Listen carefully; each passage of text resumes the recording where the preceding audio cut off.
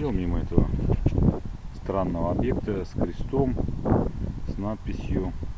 Вот как он выглядит.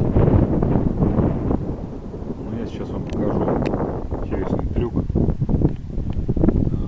Думаю, что четко видно, что стрелка направлена на север. Крест немного смещен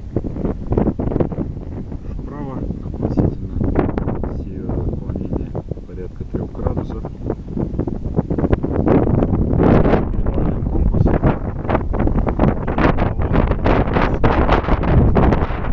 Было видно слева этого столба практически больше, чем 90 градусов.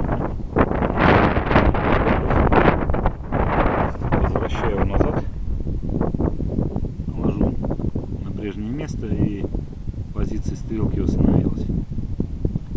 Теперь берем компас, ложим с правой стороны этого столба, стрелка уходит вправо, тоже примерно на 90 градусов.